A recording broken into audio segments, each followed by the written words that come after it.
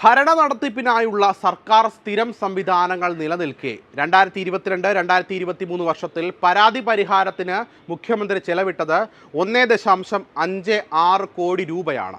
2017-2018 വർഷത്തിൽ 50 ലക്ഷം രൂപയായിരുന്നു. ഭരണത്തിൽ പരാതികൾ കൂടിയെന്ന് സമ്മതിക്കണം, അതല്ല എങ്കിൽ ഭരണത്തിൽ ദൂർത്തുകൂടി.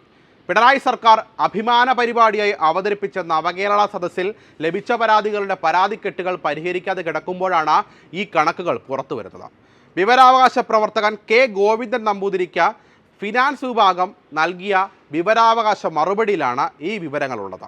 ഭരണ സംവിധാനത്തിന് ആവശ്യമുള്ള ജീവനക്കാരുടെ എണ്ണം അത് വകുപ്പ് തലവന്മാർ റിപ്പോർട്ട് ചെയ്യുന്നതനുസരിച്ച് നിയമിക്കുന്നുണ്ട്. അവർക്ക് ശമ്പള ഇനത്തിനുള്ള ചെലവിന് പുറമെയാണ് ഈ അധിക ചെലവ്.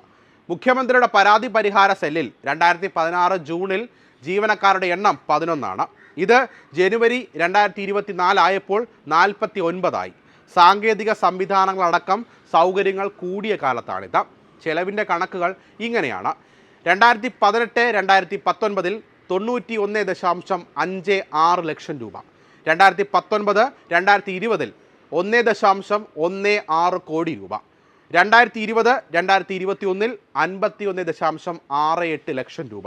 2021-2022 1.44 കോടി രൂപ. 2023-2024 ഇതുവരെയും കണക്കുകൾ ലഭ്യമായിട്ടില്ല എന്ന മറുപടി. പരാതികളിൽ എത്ര എണ്ണത്തിന് അല്പം പരിഹാരമുണ്ടായി എന്ന് അന്വേഷിച്ചാൽ കണക്കുകൾ ഇങ്ങനെയാണ്.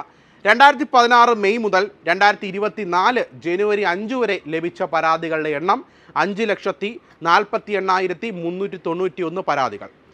2016 മെയ് മുതൽ 2024 ജനുവരി 5 വരെ ലഭിച്ച 5,48,391 പരാതികളിൽ 5,44,416 പരാതികളിൽ നടപടിയെടുത്തുവെന്ന വിവരാവകാശ രേഖ.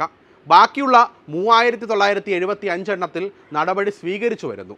അതേസമയം വർഷം തിരിച്ചുള്ള പരാതികളുടെ എണ്ണവും തീർപ്പാക്കിയതും പോർട്ടലിൽ ലഭ്യമല്ല എന്ന വിവരാവകാശ മറുപടിയിൽ വ്യക്തമാക്കുന്നുമുണ്ട്.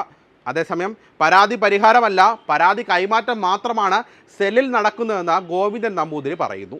ഇത് സംബന്ധിച്ച കൂടുതൽ പരിശോധനയിൽ പരാതിക്കാരന് സർക്കാർ സ്വീകരിച്ച നടപടിയെക്കുറിച്ച് കൃത്യമായ മറുപടിയൊന്നും നൽകാറില്ലെന്ന് വ്യക്തമാക്കുന്നുവെന്നും അദ്ദേഹം പറയുന്നു.